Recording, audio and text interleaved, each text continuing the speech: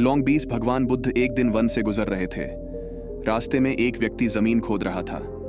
बुद्ध विश्राम के लिए वृक्ष के नीचे बैठ गए। उस व्यक्ति को खोते खोते एक कलश मिला। कलश में हीरे जवाहरात भरे हुए थे। उसने सोचा, आज मेरा भाग्य जाग उठा है। उसने कलश बुद्ध के चरणों में रखा तथा कहा, आपके आशीर्वाद से ही मुझे यह अकूत दौलत प्राप्त हुई है। मैं इसमें से कुछ रत्न आपको भेंट करना चाहता हूं। बुद्ध ने कहा, तुम्हारे लिए यह दौलत है, किंतु मेरी दृष्टि में यह विष के समान है। बिना परिश्रम के मिला धन विष ही होता है। वह व्यक्ति नाराज होकर कलश लेकर चला गया। उसने हीरे जवाहरात बेचकर संपत्ति खरीदी और दरिद्र से धनवान हो गया। किसी ईरालू ने राजा से शिकायत कर दी कि जमीन में दबा धन राजकोष का होता है। अमुक व्यक्ति ने उसे निजी काम में लाकर नियम का उल्लंघन किया है।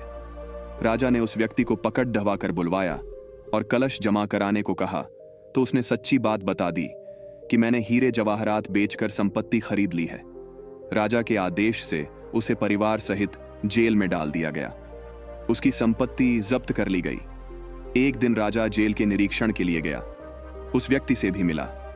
उसने कहा, राजन, मुझे। जब वह कलश जमीन से मिला तो बुद्ध वहीं थे। उन्होंने मुझसे कहा था कि इसमें रत्न नहीं, विष भरा है।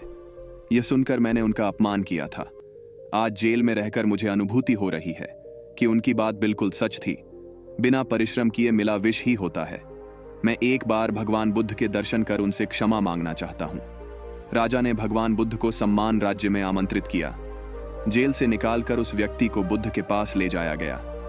उनके चरणों में बैठकर क्षमा मांगी तथा कहा, आपकी बात सत्य थी।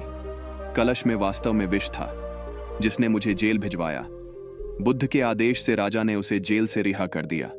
उसने उसी दिन से परिश्रम से प्राप्त धन से जीवन यापन शुरू कर दिया।